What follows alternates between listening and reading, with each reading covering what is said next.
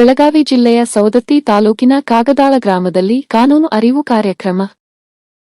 ಹೌದು ವೀಕ್ಷಕರೇ, ಪ್ರೌಢಶಾಲಾ ಹಂತದಲ್ಲಿ ವಿದ್ಯಾರ್ಥಿನಿಯರು ಎದುರಿಸುತ್ತಿರುವ ಲೈಂಗಿಕ ಕಿರುಕುಳ ಮತ್ತು ಹಲವು ರೀತಿಯ ಸಮಸ್ಯೆಗಳನ್ನು ಹೋಗಲಾಡಿಸಲು ಪಾಲಕರು ಮತ್ತು ಮಕ್ಕಳಲ್ಲಿ ಕಾನೂನು ಅರಿವಿನ ಅಗತ್ಯತೆ ಇದೆ ಎಂದು ನ್ಯಾಯವಾದಿ ಎಸ್.ಆರ್. ಪಾಟೀಲ್ ಅಭಿಪ್ರಾಯಪಟ್ಟರು. ಸರ್ಕಾರಿ ಪ್ರೌಢಶಾಲೆ ಕಾಗದಾಳದಲ್ಲಿ ಜಿಲ್ಲಾ ಕಾನೂನು ಸೇವೆಗಳ ಪ್ರಾಧಿಕಾರ ಬೆಳಗಾವಿ ಹಾಗೂ ವಿವಿಧ ಇಲಾಖೆಗಳ ಸಹಯೋಗದೊಂದಿಗೆ ಪೋಕ್ಸೋ ಕಾಯ್ದೆ, ಬಾಲ್ಯ ವಿವಾಹ ನಿಷೇಧ ಕಾಯ್ದೆ, ಬಾಲ ಕಾರ್ಮಿಕ ನಿಷೇಧ ಕಾಯ್ದೆ, ಮಕ್ಕಳ ಸಹಾಯವಾಣಿ, ಸುರಕ್ಷಿತ ಸ್ಪರ್ಶ ಮತ್ತು ಅಸುರಕ್ಷಿತ ಸ್ಪರ್ಶ ಕುರಿತು ಹಮ್ಮಿಕೊಂಡ ಕಾನೂನು ಅರಿವು ಕಾರ್ಯಕ್ರಮವನ್ನು ಸಸಿಗೆ ನೀರು ಹಾಕುವ ಮೂಲಕ ಉದ್ಘಾಟಿಸಿ ಮೇಲಿನಂತೆ ಹೇಳಿದರು. ಕಾರ್ಯಕ್ರಮದ ಅಧ್ಯಕ್ಷತೆಯನ್ನು ವಹಿಸಿದ್ದ ಶಾಲೆಯ ಮುಖ್ಯೋಪಾಧ್ಯಾಯರಾದ ಸಿ. ರಾಠೋಡ ಮಾತನಾಡಿ, ಇತ್ತೀಚೆಗೆ ಲೈಂಗಿಕ ಕಿರುಕುಳ, ಬಾಲ್ಯ ವಿವಾಹ, ಬಾಲಕಾರ್ಮಿಕ ಪದ್ಧತಿಗಳಿಂದಾಗಿ ಸಮಾಜದ ಸ್ವಾಸ್ಥ್ಯ ಕೆಡುತ್ತಿದ್ದು, ಶಾಲಾ ಮಕ್ಕಳು ಮತ್ತು ಪಾಲಕರು ಈ ಬಗ್ಗೆ ಸರಿಯಾದ ತಿಳುವಳಿಕೆಯನ್ನು ಪಡೆಯಲು ಮತ್ತು ಕಿರುಕುಳ ನೀಡುವವರ ಮೇಲೆ ಕ್ರಮ ಕೈಗೊಳ್ಳಲು ಸರ್ಕಾರ ಜಾರಿಗೆ ತಂದ ಮಕ್ಕಳ ಸಹಾಯವಾಣಿಯನ್ನು ಸಮರ್ಪಕವಾಗಿ ಬಳಕೆ ಮಾಡಿ ದೂರು ಸಲ್ಲಿಸಲು ಕರೆ ನೀಡಿದರು.